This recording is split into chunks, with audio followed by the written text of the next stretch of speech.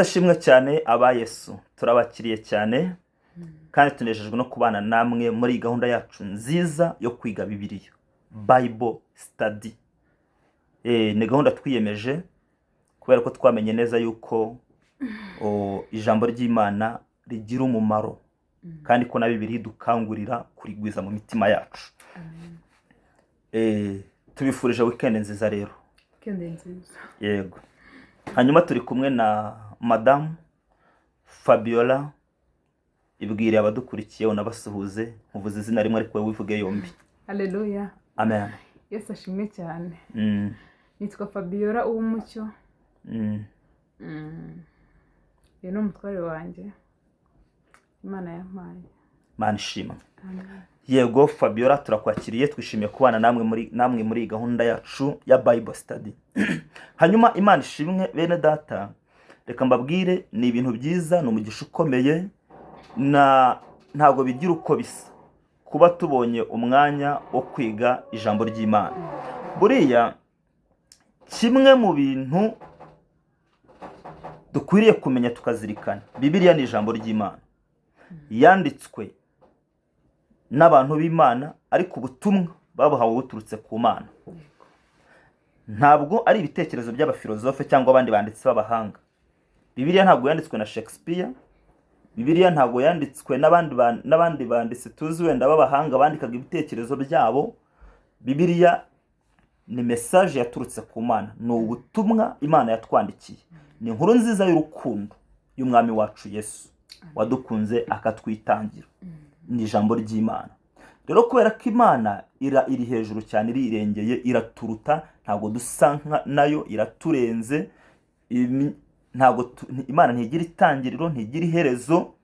Niyo mpamvu no kugira ngo twumve iby'Imana buriya bidusaba nyine ko dufashwa nayo kubyumva, tugahamagara umwuka wera tukamwemerera akaza akadusobanurira kugira ngo twumve icyo Bibiliya itubwira. Iyi Bibiliya twiyemeje kuyiga yose tudasimbutse umurongo n'umwe, ko hari abantu benshi basoma Bibiliya nabi, akifata akavuga ngo ibi bice bimwe na bimwe birakomeye muri Bibiliya, ntabwo byumvikana. Bisekuru tukabisimbuka. Yagera ko ari amasekuru, biriya bintu by'ibisekuru ngo Adamu ngo yabyaye ngo Seti yabyaye ibintu nk'ibyo ngibyo, ngo Aburahamu yabyaye Isaka yabyaye Yakobo. Birabona akuma ni ibintu bidafite ikintu bimaze. Yasoma ngo Imana yaremye isi n'ijoro, ngirema inyenyeri, ngirema ngibiva, ibyo ngibyo akuma ni ibintu bidafite ikintu bivuze. Nta gisobanuro. Ntabwo nanjye cyari isekuru najyaga mbisimbuka. Wajya gubisimbuka ugasoma usimbagurika.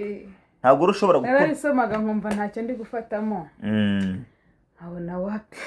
Rero niyo waba ntacyo uri gufatamo ntabwo wemerewe kubisimbuka. Ubu ugomba kubisoma ukanabwira Yesu ngo ibi bintu ko ntabyumva, waje ukamfasha nkabyumva, kuko umwuka wera arahari. Amen. Nudufasha kumva ijambo ry'Imana, sibyo? Rigira umumaro rero.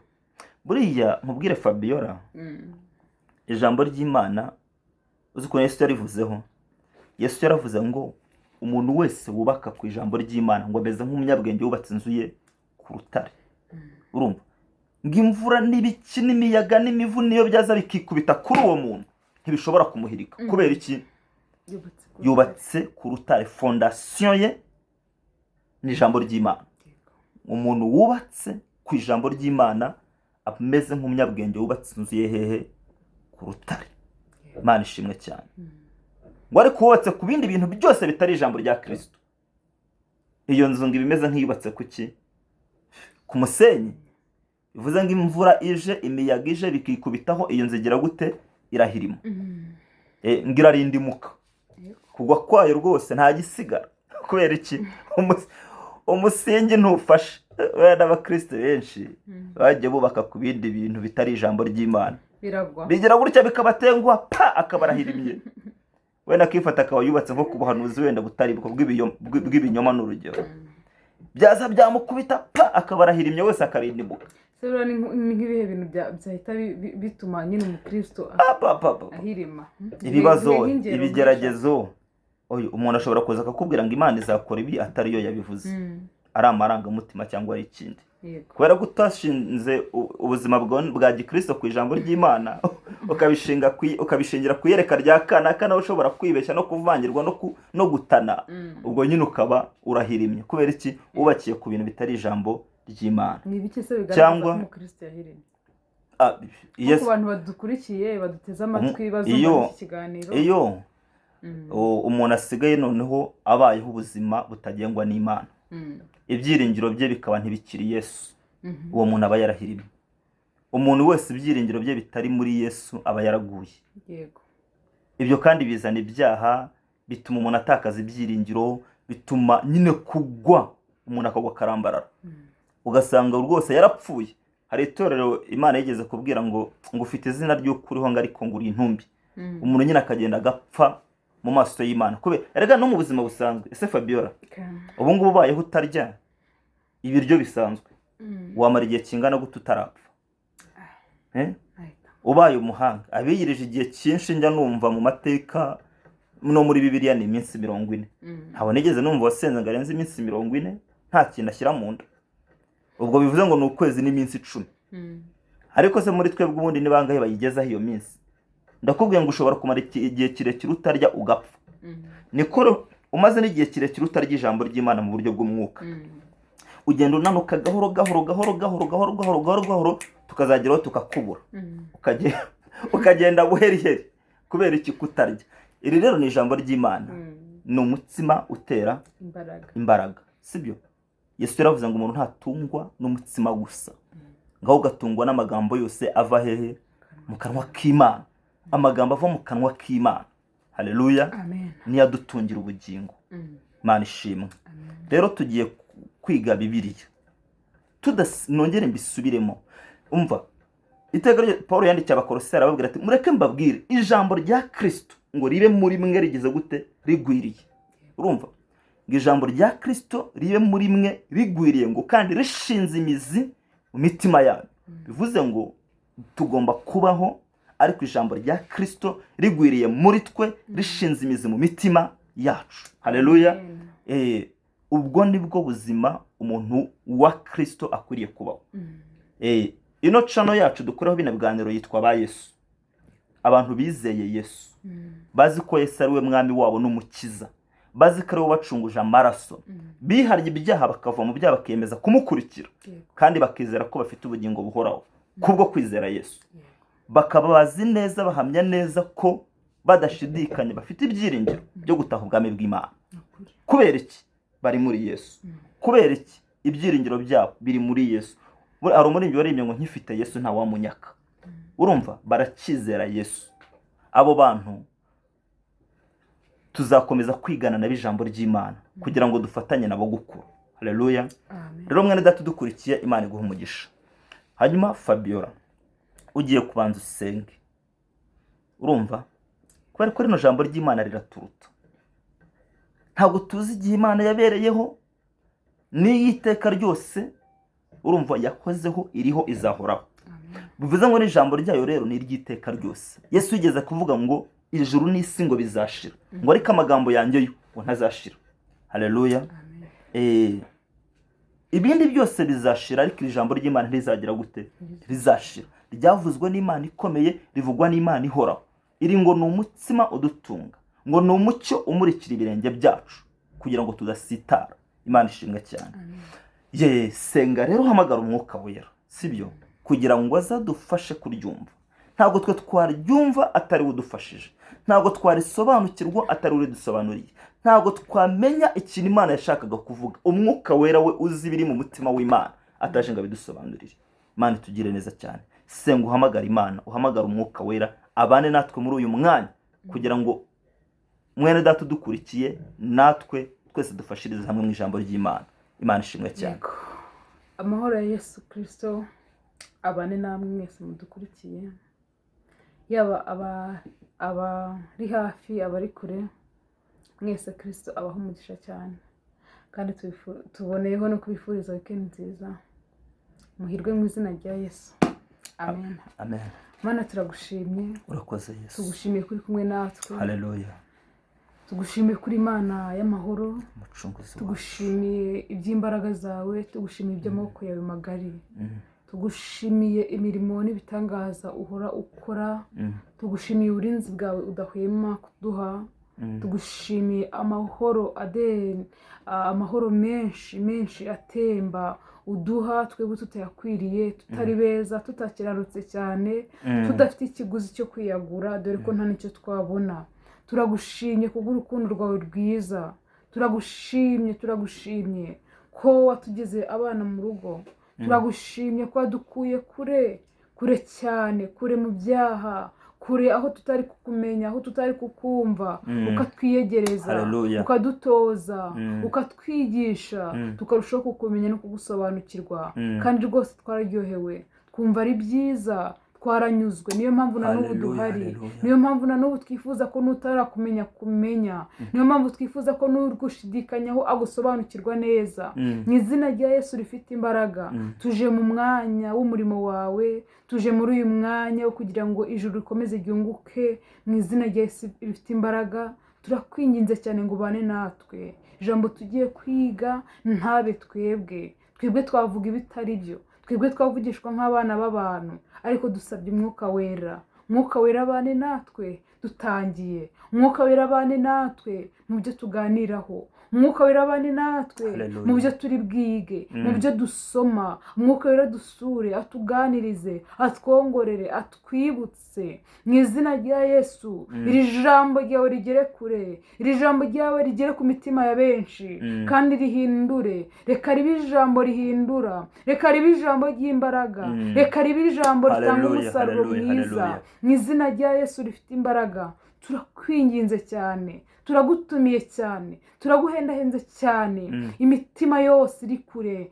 ngo wongere uyigarure hafi yawe, imitima yose iri kure, yajyanywe kure n'ibihe, yajyanywe kure n'iminsi n'ibibazo n'amakuba, uri Imana y'inyembaraga kandi itajya inanirwa. Haleluya. Ijambo ryawe ryaratubwiye ngo uri umuremyi, kandi urarema rwose. Ni wowe urema, nta na kimwe kikunanira. Nuremera abantu amahoro, uremera abantu umunezero, uremera abantu, ubaremere umwanya, bongere bakumve, bongere bakumenye. Haleluya.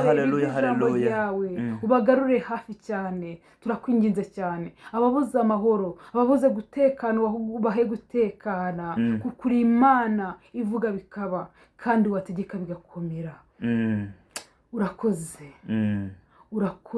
ubane natwe, ubane na buri wese uzumva iki kiganiro, yaba uzacyumva vuba ndetse na kera. Ubane na buri wese uzacyumva, ntazabyumve gusa ngo birangiriraho, ahubwo imbuto, uzareme imbuto muri we, uzatera imbuto muri we. Iri jambo rizaba imbuto ngari muri we, kandi iyi mbuto izaziha amashami menshi kandi meza. Urakoze Kristo, ngaho bana natwe tugire neza, kandi dushyigikire na buri wese urumvira ijambo. Mu izina rya Yesu Kristo urakoze.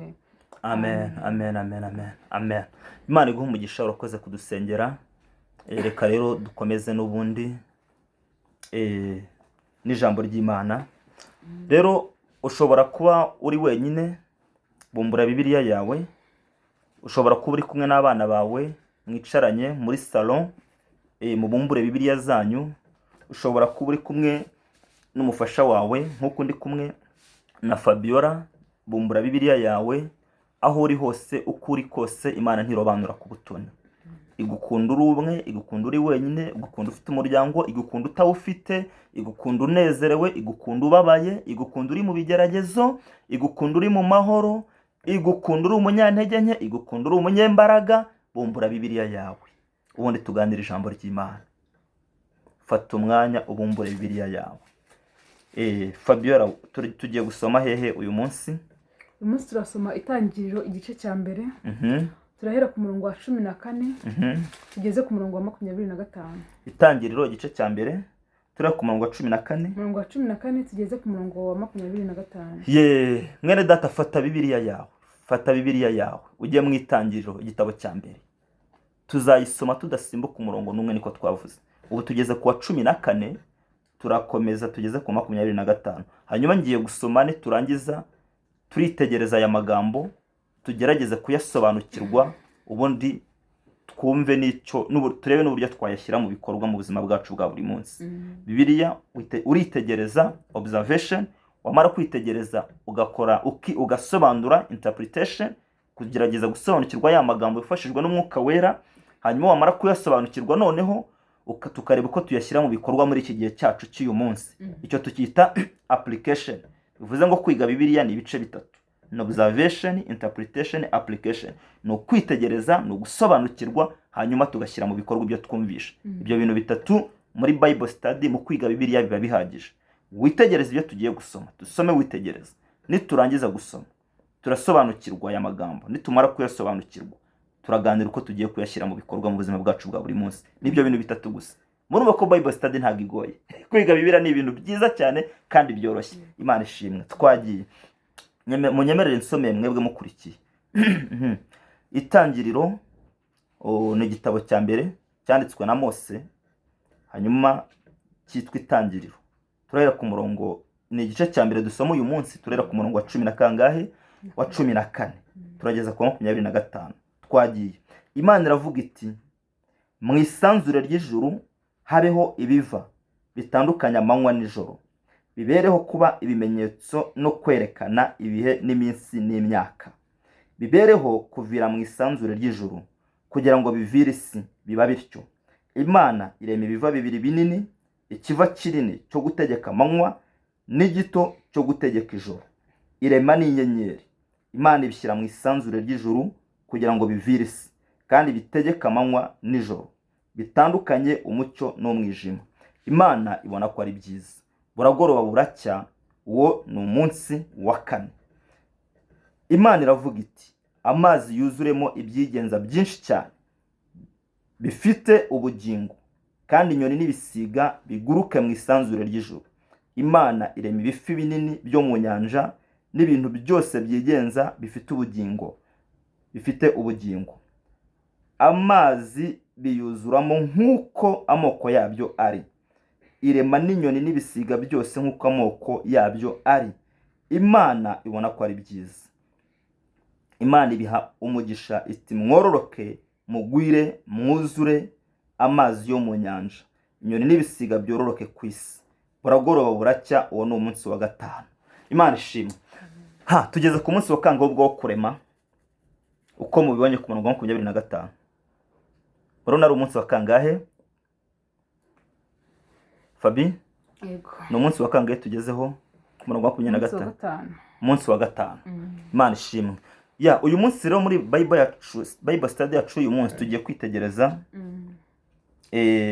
ku murongo, uyu murongo tugezeho, uyu murongo dusorejeho, tugiye kureba nyine ibintu Imana yaremye muri iyi minsi 2 gusa, umunsi wa 4 n'umunsi wa 5. Imana ishimwe kandi Imana ihabwe icyubahiro. Yego. Noneho rero munyemerere dukomeze twitegereza aya magambo, duhere kuri 14 tugeze kuri 20 na kangahe Fabi? Na 5. Twasomye neza cyangwa icyo twasimbutse? Ku murongo wa 24 twongeye tuwusome neza. Na 25. Yego. Dufashe dusomere twumve. Imana iravuga iti: isi izana ibifite ubugingo, amatungo n'ibikururuka, nk'uko amoko yabyo ari, n'inyamaswa zo mu isi nk'uko amoko yazo ari, biba bityo. Imana irema inyamaswa zo mu isi nk'uko amoko yazo ari, n'amatungo nk'uko amoko yayo ari, n'ibintu byose bikururuka hasi nk'uko amoko yabyo ari. Imana ibona ko ari byiza. Imana ihimbaza. Urakoze cyane. Urakoze cyane. Ubwo noneho uhise twongeraho imirongo ingahe? 2. Sibyo? Ubwo tugejeje ku murongo wa 25 nibyo. Ugize neza. Rero tugiye kuganira noneho kuri aya magambo, twibaza ibibazo. Mwitegereze, muhere kuri umurongo wa 14. Reba baratangira batubwira ngo Imana iravuga iti. Aho harimo irihe somo Fabi? Uko biri kose Imana yacu ni Imana ikivuga. imana iravuga. nta na kimwe yakoze ihubutse byose, ariko imana iravuga. Imana iravuga iti, aha tubanze tumenye ngo bivuze ngo iyo ivuze kuvuga byonyine, kuvuga ngo ntihabeho isanzure rihita ribaho, nta byo kujya kuvuga ngo birajya he, biraca mu zihe nzira, ntihabeho ibiva bibiri bitandukanya amanywa n'ijoro. Nyine kuvuga byonyine bivuze ngo kuvuga kw'Imana niko gukora. Yego, ntago ari Imana ivuga ngo ibanze ijye gushakisha aho bizanyura naho bizaca. Kuvuga kw'Imana byonyine, nk'urugero rworoshye, Imana nivuga ngo nguhaye amahoro, byakire nkaho yaje, ujye gushakisha ahandi ngo uvuge ngo se bizaca bizanyura. Oya, kuvuga kw'Imana niko gukora nyine, niyo mikorere. Kuko yavuze gusa biba byabaye. Imana yacu iracyavuga. Yaravugaga, sibyo? N'uyu munsi iravuga. Se wemera ko n'uyu munsi ikivuga? Kandi n'ubutaha izaba ikivuga. Ntago ari ikiragi. Ibigirwamana byo ntibivuga. Birya za Dagoni ntizavugaga. Byari ibibumbano, sibyo? Birya bigirwamana byari ibibumbano. Ariko twebwe Imana yacu iyi yaturemye ni Imana ivuga. Ese ivuga mu buhe buryo? Mwumva sinzi ko muri abakristo mudukurikiye kuri umuntu uzi Yesu, wumva Imana ivuga, igikuganira ukavuga uti Imana uranganirije pe, ukumva Imana iravuze. Ujya wumva ijwi ry'Imana rwose ukavuga uti Imana ni wowe umpaye icyerekezo, iri jwi ni iryawe. Imana igivuga, igivugana nawe, igivugana nanjye. Wumva wahamya ko Imana ikivuga? Cyangwa wumva nawe yaracecetse? Hari abantu bajya banagaza bavuga bati Imana yavugaga kera mu gihe cya Pawulo yari icecekeye.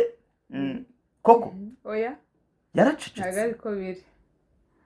Imana yacu iravuga, nanjye igiye mvugisha. Ijye kuvugisha? Ikuvugisha iciye he? Ikuvugisha gute? Ivuga baze? Ivuga gute? Ikuvugisha gute? Kuvugisha mu buhe buryo? Mu nzozi. Honyine? Mu nzozi. Ariko mbere ya byose igikomeye cyane, Imana yacu iba ituvugisha mu ijambo. Oya, wivuga iby'abandi. Wowe ikuvugisha gute? Ikuvugisha gute? Njyewe Imana imvugisha cyane cyane mu ijambo ryayo. Ikuvugisha mu ijambo ryayo? Hari nk'igihe mba numva nihebye, hari igihe mba mbona nyine ibyo nkeneye byose mbisanga muri iri jambo. Bivuze ngo ubu ni uburyo ntashidikanywa, ubuhanuzi butavangiye. Iri jambo ry'Imana wemera ko ari imvugo y'Imana cyane? Aha. Ahandi imvugisha mu nzozi. Ujya urota ukumva ni Imana yakuvugishije? Cyane. Ubwo se uramutse urose ibintu bitaturutse ku Mana ubitandukanya gute? Okay, ndabyumva. Ndabyumva nkabimenya. None se Satani yaguhumuriza? Aragukunda se? Aguhumuriza, aragukunda? Satani ntabwo yaguhumuriza. Okay, ubwo w'Imana ikuvugisha mu ijambo ry'Imana. Warwana, Satani akaza kukurwanirira? Mupfana iki se? Kire kuri mwene wawe. Wowe yaza kukwica, abashaka nyine we arase ubwo aho ngaho. Ubwo numvishe Imana ikuganiriza mu buryo bubiri. Yego, hanyuma ahandi ni mu ijambo ry'Imana no mu nzozi gusa? Ahandi ndacyakomeje. Ahandi Imana igikuvugisha ni ahandi hari igihe inyura mu bahanzi. Mu baki? Mu bahanzi. Abahanzi bavuga ubutumwa, mu baririmbyi. Mbaririmbyi? Yego. Igasanga umuririmbyi ikamuganiriza, ikamuha ibyo ahimba, ikamuha indirimbo ahimba agomba kuririmba, yayiririmba nkumva ni Imana iri kuganiriza. Ubwo Imana ishobora kukuganiriza iciye mu byo yaremye? Yego. Muri creation, mu bo yaremye no mu bandi bantu? Yego. Hanyuma Imana nemera yuko ibyinganiriza iciye no mu buhanuzi. Mu buhanuzi? Yego. Wihanuriye baguhanuriye? Iyikoresheje n'abo yaremye.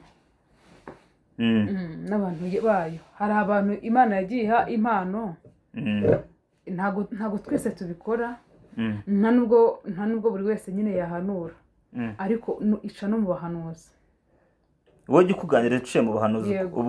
Ubuhanuzi se urabwemera? Njyewe ubuhanuzi ndabwemera, kuko nayo ni impano y'Imana. Okay, urakoze cyane, Imana ishimwe. Twemere ko Imana ikivuga. Yego. Ubwo wowe kuganiriza iciye mu ijambo ryayo no mu zindi mpano zanditswe mu ijambo ryayo. Ubundi mu magambo make nibyo. Burya byose ari ijambo ry'Imana. iramutse iciye mu buhanuzi butanditse muri bibiliya cyaba ari ikibazo. Ariko kuko bwanditse muri bibiliya nyine Imana yacu iracyavuga iracyakora kandi ishobora guca mu nzira zose ishaka nta kibazo. Imana nica muri bibiliya ikakuganiriza rwose uzanezerwe, unezerwe iryo jwi ry'Imana. wowe igicaye njye turahuje ariko njye no mwiyereko irahaca.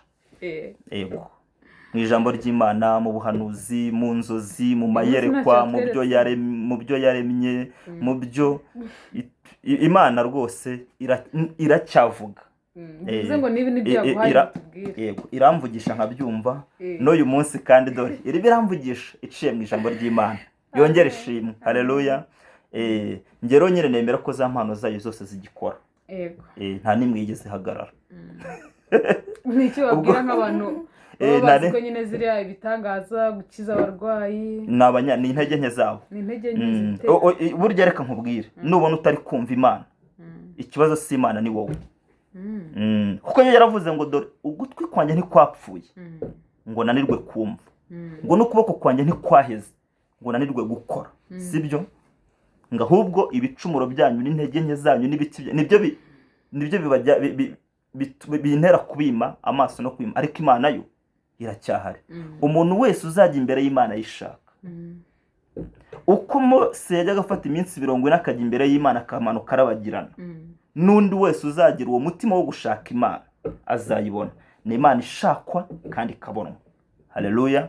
Nge rero nizera iri jambo ry'Imana nibiririmo byose ntakuyemo na kimwe, n'impano zose ziririmo nzemera ntakuyemo n'imwe. Izitakora mu buzima bwanjye ni intege nke zanjye, si uko Imana itagishoboye. Haleluya. So iriya Mana rero we Imana ivuga ngo habeho ngo mwisanzure. Ubundi isanzure ni ikirere, sky, atmosphere. Imana ikaza igategeka ikirere isanzure ngo ku gisenge cy'ijuru, ku gisenge cyangwa cy'ikirere ngo ni habeho ibivu ngo bibiri, ngo ikinini kigenge amanywa, igito kigenge ijoro. Sibwo ibyo biva bibiri ni iki? Ni izuba n'ukwezi. Sibyo? Ngo habeho n'inyenyeri. Imana kabisa ikabihanika, ariko Imana n'umuhanga irabirema ibiha n'inshingano. Ubonye inshingano yabihaye. Buri kintu cyose Imana irema irakirema ikagiha n'inshingano. We wazuba jya umurika, burashaka ngo izuba ngo rirashyuha n'umuriro ugurumana, ariko Imana nayo niryo yariremye. Buri izuba n'umuriro mubi cyane. Muzakora ubushakashatsi mumbwire ko hari umuntu wakwegera izuba, cyangwa ko hari umuntu uzigera wumva bamwe bavuga ngo twagiye kuri Mars, ngo twagiye ku kwezi, ngo twagiye he. Nta muntu uzigera wumva avuga ko yagiye ku zuba. Ni ikirere cyashyushyemo gakibona tudahungira mu nzu twese. Izuba n'umuriro n'ahantu hari ibiti rikubye inshuro nyinshi y'amazi abira. Izuba riyakubye inshuro nyinshi. Izuba n'umuriro mubi cyane riragurumana, nta n'uwahegera, ariko Imana niyo yariremye. N'ibintu abantu batinya kwegera byaremwe n'Imana. Icyo kintu urumva atari igitangaza cyane. Haleluya. Amen. Yarabiremye ibiha inshingano. Burya nawe yarakuremye guha iki? Inshingano. Burya kugira ngo habeho ibihe, habeho umunsi, habeho ijoro, habeho amanywa, nuko biriya biva bibiri biba bihari. Iyo mpamvu tubara ngo ukwezi kwa mbere, ukwezi kwa kabiri, ukwezi kwa gatatu, nuko ukwezi guhari nyine. Nuko izuba rihari. Abanyarwanda bo banabyise neza. Nuko izuba rihari, niyo mpamvu tugira amanywa tukagira n'iki? Nijoro. Ariko buriya se Fabi, irindi somo buriya wakura muri iyi mirongo ni irihe? Tuyitegereze iyi mirongo rwose uko ari 11. Irindi somo ubona wakuramo ni irihe? Icyambere twayibonye ngo ni Imana ivuga. Irindi somo rikomeye ririmo ibintu byose Imana yagirema, yamaraga kubirema yajya kubireba igasanga ni byiza. Ikabona ni byiza. Bishatse kuvuga ngo nuko impamvu byari byiza cyane, isi yari itarageramo icyaha. Urakoze cyane. Nta cyaha cyari. Iyo nta cyaha gihari isi bari nziza. Ibintu byose umuntu akora bitarimo icyaha, Imana ibibona ko ari byiza. Amen. Ibyiza byo ibintu byose nyine wakora, imbuto zose wakera, imirimo yose wakora, imbese nta kintu kimwe ubujijwe uretse icyaha. Icyaha nicyo gituma ibintu bibiha icyaha nicyo gituma ibintu biba bibi, icyaha nicyo gituma Imana ikubona nabi, Imana ikababara. Ariko ibintu byose bitarimo icyaha Imana irabibona ikishima. Reba ibiriya yarabiremaga byonyine, ari nayo yabiremye, byahagera ikabona ni byiza, ariyo ubwayo yabiremye. Ngaho ibaze ibyo umwana w'umuntu yakora, yaza kubireba igasanga ni byiza, noneho ari umwana w'umuntu wabikoze, umwana w'umuntu yaremye, bivuze ngo Imana yakishima kurushaho. Uriya cyane urakoze cyane ni igitangaza. Imana icyambere, isomo rya mbere twabonye ngo ni Imana ivuga. Yego, ntabwo ari ikiragi, ntabwo ari Imana yacecetse, sibyo, ni Imana ikivuga. Noneho ariko ako kantu wongeyemo ngo yararemaga ikavuga ngo ni byiza, ngo ikarema ibiva byamara kuza byamara gucana ibinyarumuri nyine, izuba n'ukwezi n'inyenyeri, ibi bintu ni byiza. Urumva biri gukora icyo yabitegekeye gukora. Yabiremeye kugira ngo bitange urumuri amanywa nijoro, habeho ibihe, iminsi, imyaka. Buriya mbese mbere butarira ngo buke byari bimeze gute? Iyo tuvuze ngo mbere y'ibihe butarira ngo bujye buke, ntibwari bwije, ntibwari bunakeye, nta shusho byari bifite mbese. Yego, urumva rero iyo Imana ibona ibintu uko ibishaka ariko biri kugenda, ibintu byose bigendera mu bushake bwayo, Imana igategeka ngo wakirerewe kora ibi, bikaba uko.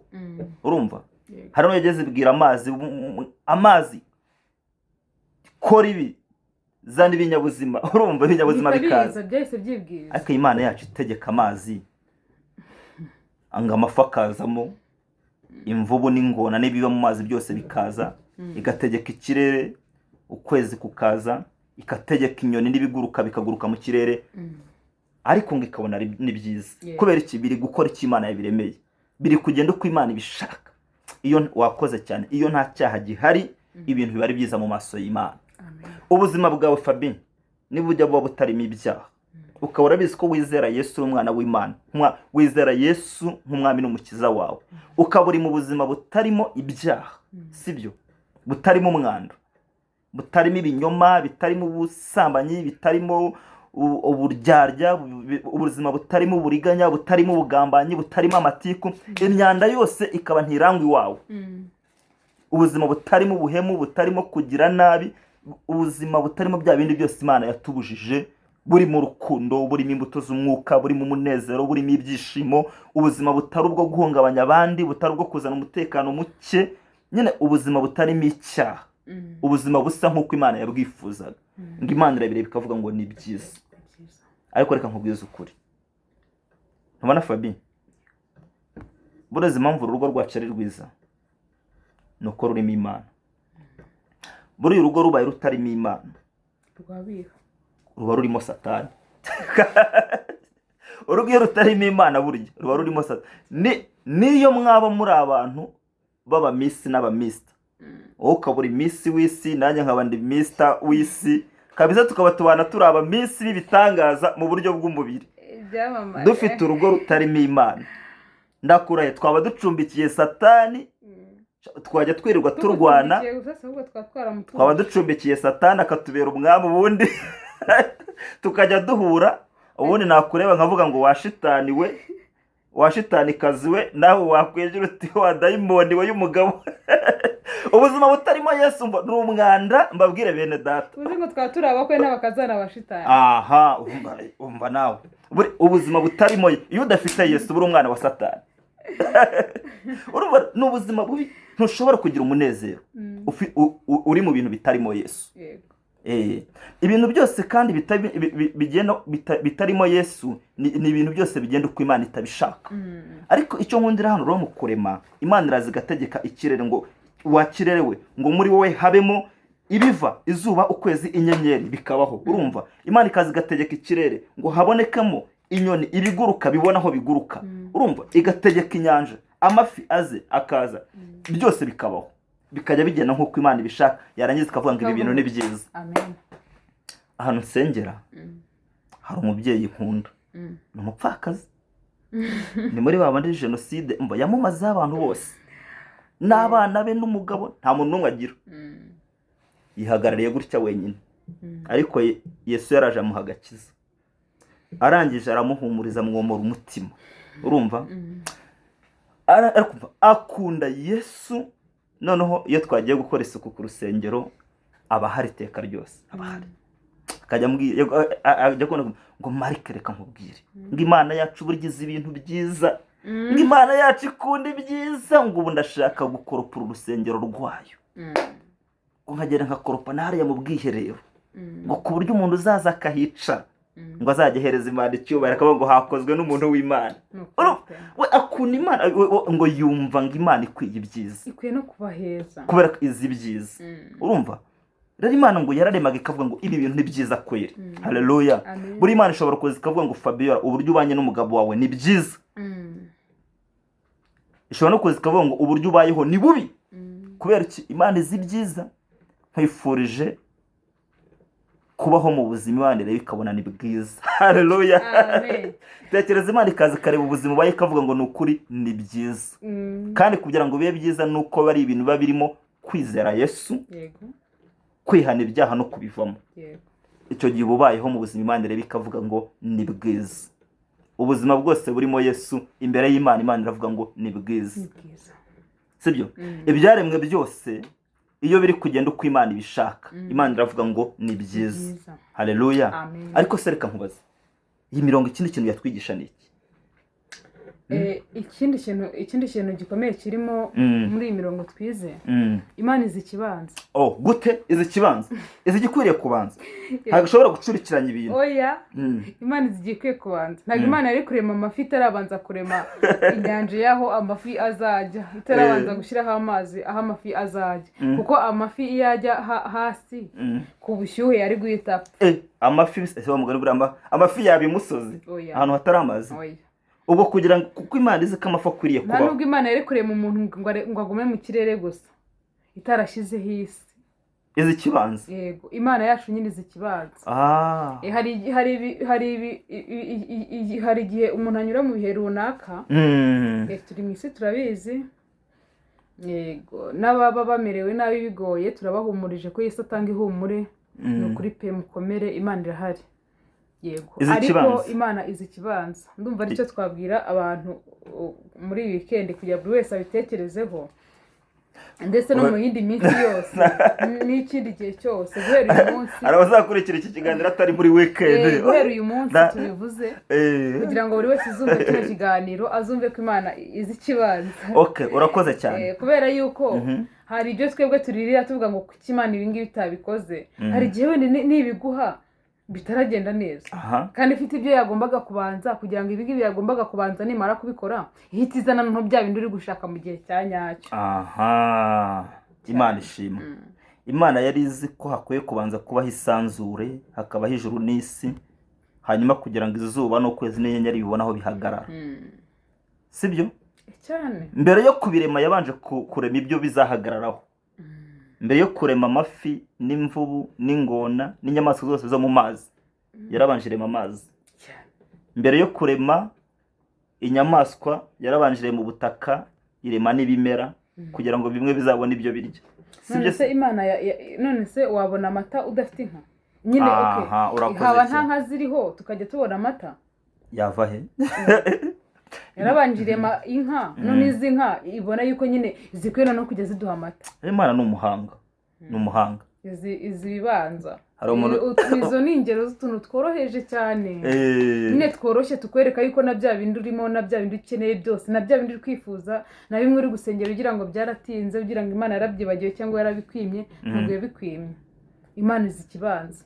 Ushobora gusanga hari byinshi iri kugutekerezaho, iri kukugambiraho byiza ishaka gukora bikomeye cyane kurusha bya bindi wowe uri kubona uvuga ngo bibe, aho ukaba ifite ibyo ishaka kubanza, kugira ngo cya kindi ushaka kizaze gifite uburemere. Sibyo? Kizaze gikomeye, kizaze gifite imbaraga, kiremereye, noneho gifite ubusobanuro bwimbitse kubera cya kindi yabanje. Urumva, tekereza Imana. Ariko izi n'uburyo ibintu bikwiye gukurikirana nyine. Umuntu ashobora kujya imbere y'Imana, Mana ndashaka imodoka, ntagera aho kuzayiparika. Sibyo? Nta perime, nta n'uruhushya rwo kuyitwara afite, nta n'amafaranga yo kugura esanse, nta n'iki. Imana izi ikikwiriye kubanza. noneho Imana niyo mpamvu burya ari umubyeyi mwiza, ushobora no kujya imbere yawe wisaba ibintu ikavuga ko ibi bintu sibyo bikwiriye kubanza, uri gucurika ibi sibyo, ariko rekana navuge ngo burya hakwiriye kubanza kwakira Yesu nk'umwami n'umukiza. Ikibanza kwizera Yesu akakubera umwami n'umukiza, akagukuraho urubanza rw'iteka, akaguhindura umwana w'Imana. Nk'uko umwana uvutse ntabwo yahita ahaguruka ngo agende yige kwiruka, ntarabanza konka, ntarabanza gukambakamba, nyine ntaranyura muri cya cyiciro cyo kuba umwana ngo ahite yiruka ngo atangire yiruke. Nyine haba hari ikibanza hakagira igikurikira. Niko n'Imana yacu nyine mu bintu byose yagiye irema yabaga izi ikiri bubanze, kandi no ku buzima bwacu Imana izi icy'ingenzi, izi ikigomba kubanza. Kandi iby'Imana itugambiraho ni byiza. Mana ishimwe. Iyi Bible study ko numva yaryoshye cyane. Hanyuma rero tukira aha ngaha tumenye ngo Imana niyo muremyi wa byose. Ibiboneka n'ibitaboneka niyo yabiremye. Iby'amaso yacu areba n'ibyo atari, abantu ntibarema, cyakoze barakora. Nko iyi computer iri imbere yanjye ushobora gusanga yanditseho ngo made in China, ngo yakorewe muri China. Ariko ibiyikoze byose ni ibintu Imana yiremeye, abantu bagiye barabifata barabihindagura bakoramo ibyo bashaka. Abantu ntibarema, cyakoze barakora. They don't create, they make. Bakora ibintu ariko Imana niyo yaremye, ko bagendera ku by'Imana yaremye. Ikindi cyakoze abantu bakora bashobora kuvumbura, discovering. Umuntu ashobora kuvumbura. Hari igihe umuntu yagendaga ati navumbuye Amerika, ariko nta wigeze arema Amerika. Navumbuye Afrika, ariko si we wayiremye. Navumbuye ukwezi, navumbuye umugabane, navumbuye planete, navumbuye. Abantu ntibarema, Imana niyo muremyi wenyine ubaho. Cyakoze bashobora kuvumbura cyangwa bagakora bifashishije iby'Imana yagize gute, iby'Imana yaremye. Imana yacu n'umuremyi. Siko bimeze. Aha rero no mu gihe tuyisenga, tuyizeye, tuyitumbiriye, tuzirikane ngo Imana yacu n'umuremyi. Mu bibazo byawe izi igisubizo cyabanza, sibyo? Mu bikunanije izi gikwiriye kubanza, mu bikugoye izi gikwiriye kubanza. None ariko yo kubera ko ari umuremyi, idakeneye inkunga n'amaboko y'abandi, ifite ubushobozi bwo kurema igisubizo kandi gikwiriye, kandi Imana itanga igisubizo nyacyo. Haleluya. Imana ishimwe cyane. Rero kandi n'ibyo umuntu wese agomba gukora nyine ibyiza, kuko dukwiye gukora ibyiza, kuko iyo dukoze neza Imana ibona nayo ko ari byiza, ikabiha umugisha. Nk'uko ibyo yaremye byose yabiremaga mu rukundo, nta cyaha kibirimo, isi itarandura, byose ikabona ni byiza. Nitwe dukwiye kugira isi nziza, nitwe dukwiye kugira aho dutuye heza. Rero ntabwo hashobora kuba heza tutazanye Imana mu buzima bwacu, tubyibuke. Ndakubwira ngo iki kireka ngisubiremo, ibintu byose biba byiza iyo bigenda uko Imana yashakaga ko bigenda. Umuntu aba mwiza iyo agenda uko Imana yari ikeneye ko agenda. Isi iba nziza iyo igenda uko Imana ishaka uko igenda. Urugo ruba rwiza iyo rugenda uko Imana ishaka ko rugenda. Ibintu byose dukora nk'ubwiza ukuri. Na fiançailles iba nziza. Abasore n'inkumi bari muri fiançailles. Biba byiza iyo biri kugenda mu bushake bw'Imana. Bigenda mu mujyo Imana ikeneye ko bigendamo. Ariko iyo uri mu buzima bunyuranye n'ubushake bw'Imana buba ari bubi pe.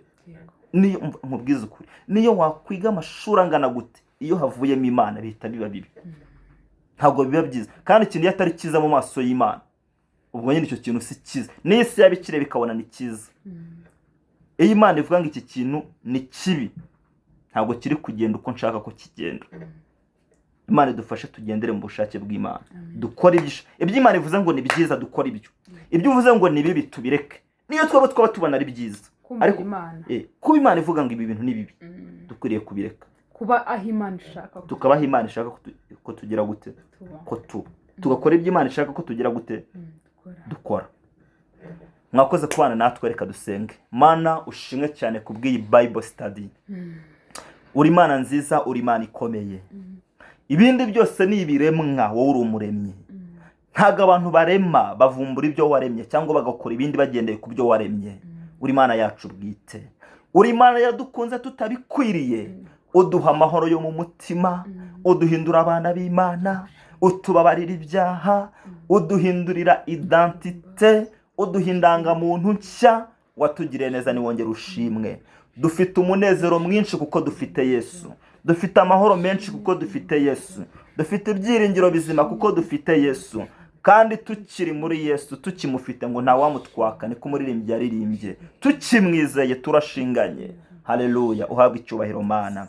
Sengeye aba Yesu badukurikiye, buri wese wadukurikiye wabanye natwe, umwuka wera w'Imana akora imirimo ikomeye kugira ngo turusheho gusa nawe, gusobanukirwa ijambo ryawe, kuva mu bwiza tujya mu bundi. Haleluya, uri umuremyi wacu bwite, uri umukunzi wacu Mana. Nsenge wadukurikiye afite ibibazo bimugoye n'intambara zimugoye, we kuko uri umuremyi ureme igisubizo mu izina rya Yesu. We kuko uzi igikwiriye kubanza, ureme utange igisubizo gikwiriye kubanza. Mwene data wabanye natwe wakurikiye iyi Bible study, ndasenze kugira ngo umushyigikire, kandi ndasenze kugira ngo abatwumva bose muri uru rurimi turi kuvuga, utange uyu mutima, abakristo bicare biga Bibiliya base nayo. Ingo zirimo ibibazo turazisengeye kugira ngo zitangemo agakiza, uzitangemo amahoro. Ingo zibanye nabi turazisengeye kugira ngo uzitangemo amahoro, uzitangemo agakiza. Ibintu byose iyo bitarimo Imana biba bibi, ibintu byose iyo bitarimo Imana biba ari bibi,